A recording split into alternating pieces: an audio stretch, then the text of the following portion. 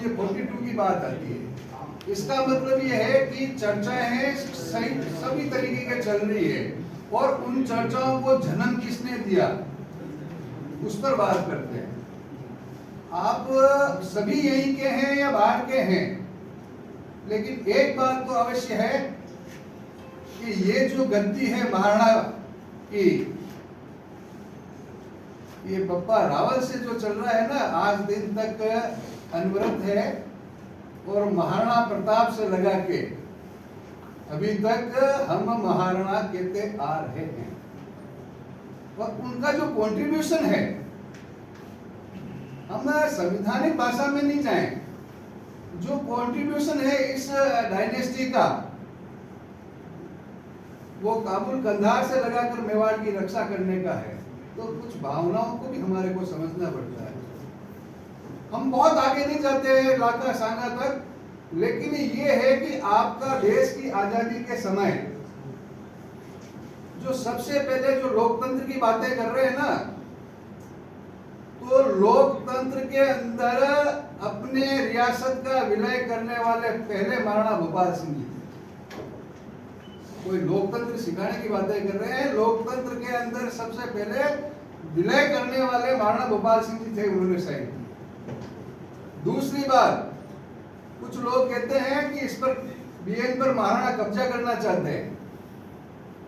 महाराणा भोपाल सिंह जी ने किसी भी रियासत से 10 गुना अपनी पूरी की पूरी प्रॉपर्टी राज्य सरकार को दे दी थी, ताकि राज्य सरकार का काम सुचारू हो सके।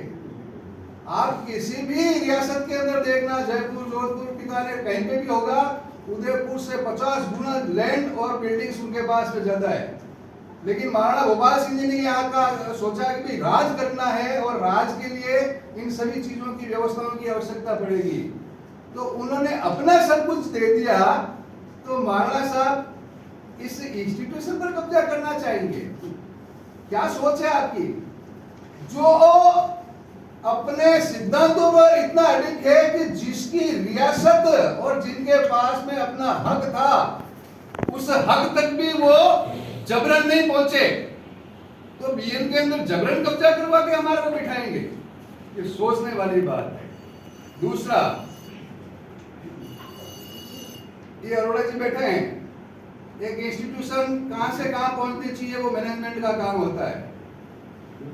जब हम पढ़ते थे उस समय की क्या स्ट्रेंथ थी बीएन स्कूल की, और आज वहां पूरे स्कूल के अंदर 182-85 के आसपास स्टूडेंट है, और उस समय 1000 से ऊपर स्टूडेंट हुआ करते थे। तो किसकी गलती है ये? कौन देख रहा है? कौन पैसे उठा रहा है? क्यों उठा रहा है?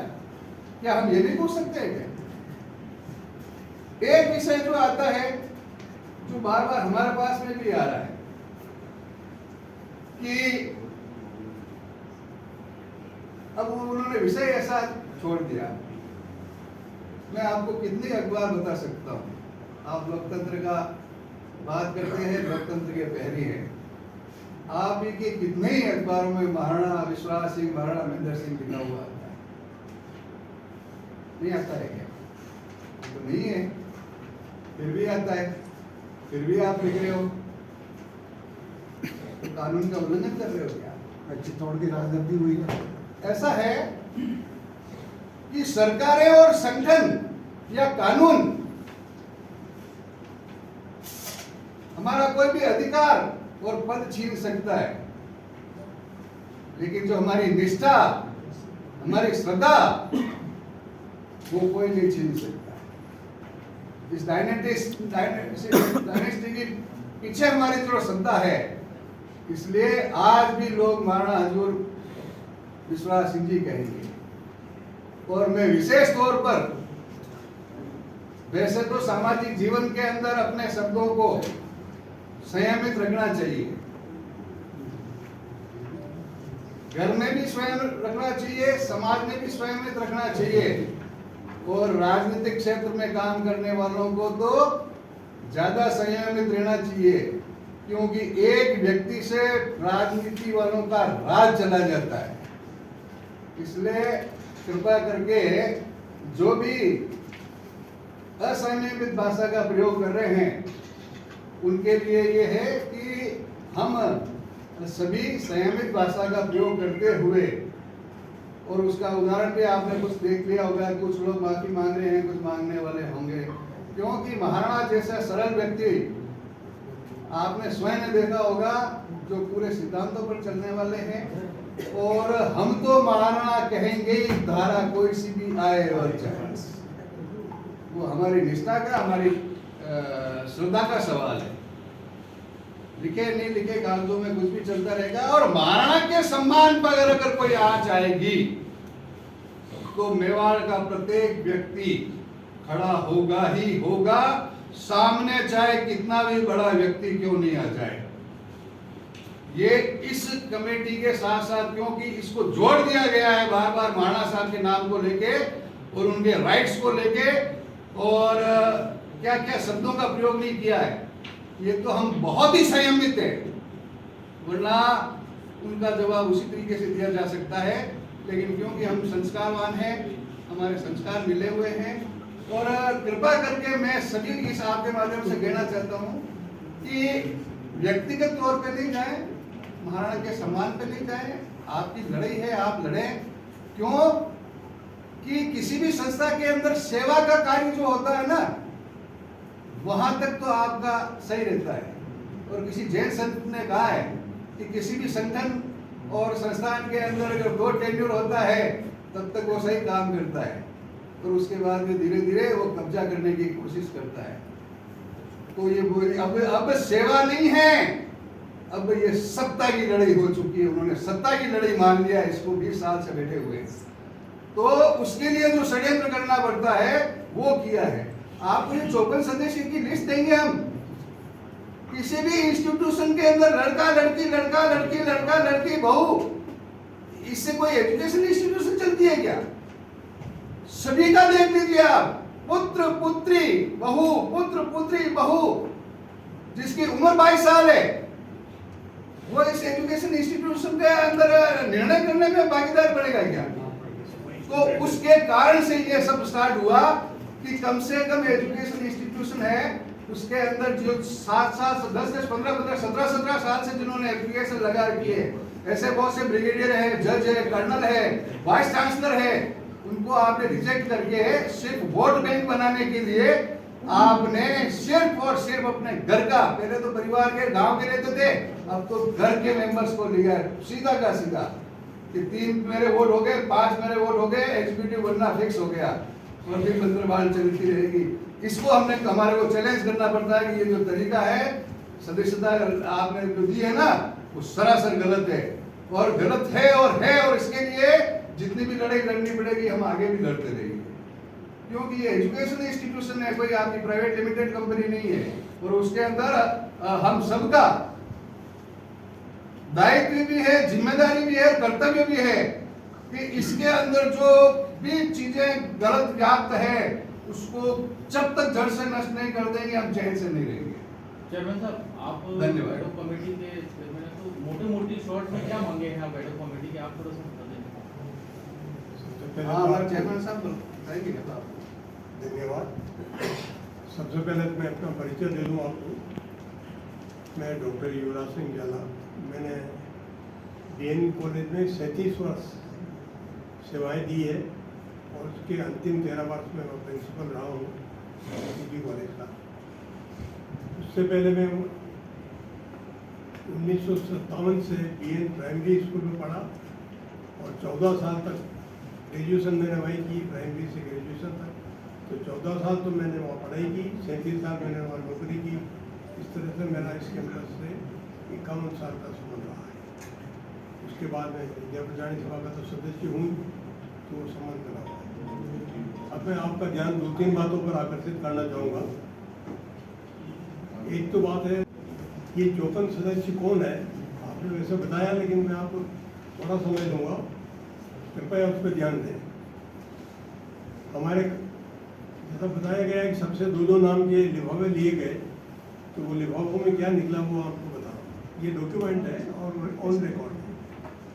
हमारे जो कार्यवाहक अध्यक्ष हैं शिव सिंह सारंग देवर, जो विद्या प्रचारणी सभा के कार्यवाहक अध्यक्ष भी हैं, और बरसों से विद्यापीठ के वाइस चांसलर भी हैं। उन्होंने 2 नाम दिए, अपनी पुत्री मांजल सारंग जवर और उनके ससुर एकलिंग सिंह जाला।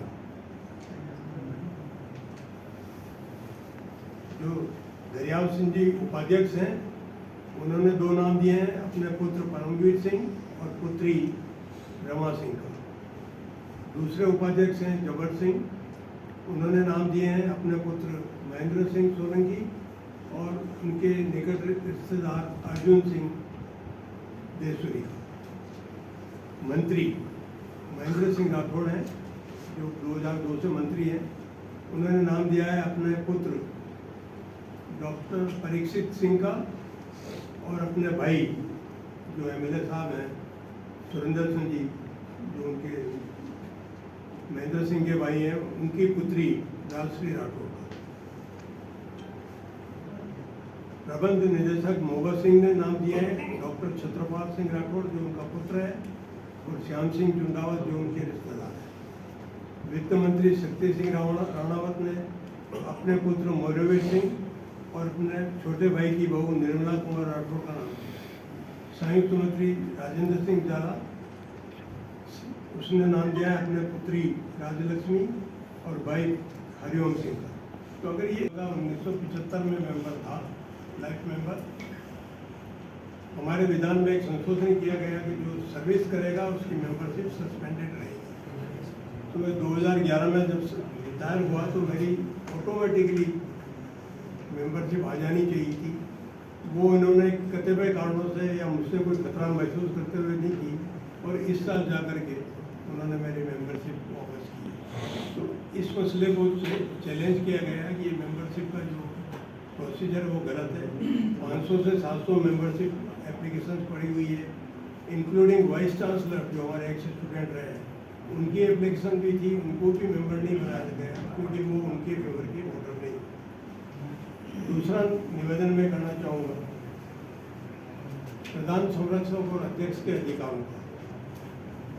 किसी भी संस्था में अगर कोई अनियमितता हो रही है, कोई शिकायतें आ रही है, तो प्रधान संरक्षक और अध्यक्ष का क्या कर्तव्य है?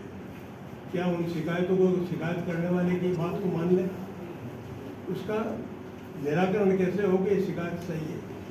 इसी आधार पर उन्होंने ऑडिट का रास्ता चुना कि जो भी शिकायतें आ रही है ऑडिट को भेज दी जाए और जो ऑडिटर वेरीफाई करेगा तो उसको सही मान जाए। उनकी पीड़ा ये थी कि उनके परदादा महाराणा भोपाल सिंह जी द्वारा स्थापित ये संस्था जो 104 वर्ष पुरानी हो गई है, इसलिए वो अच्छी चले। केवल उनका ये इंटरेस्ट है कि उनके परदादा का नाम और उनका नाम जुड़ा हुआ है संस्था से। संस्था का कोई लाभ महाराणा साहब नहीं लेते हैं, न कभी इतने वर्षों में लिया। अब जब बहुत शिकायतें आ गई तो और ये कोर्ट में चला गया, सब जुडिशियल केस हो गया 54 का, तो महाराणा साहब को ये कोर्ट ने अधिकार दिया कि आप सदन को स्थगित कर सकते हैं। कोर्ट ऑर्डर भी आपके पास आ जाएगा, आपके पास ऑलरेडी होगा, स्थगित कर सकते हैं और चुनाव भी स्थगित कर सकते हैं। बीएन संस्थान की कुछ जमीन 1 एकड़ से 1 हेक्टेयर से ज़्यादा शिकारवाड़ी में स्थित है। संभवतः उसके आधार पर उनका इन्वॉल्वमेंट हो सकता है। I have no proof. The colours 18 Udaipur news को सब्सक्राइब करें और हमेशा अपडेट रहिए।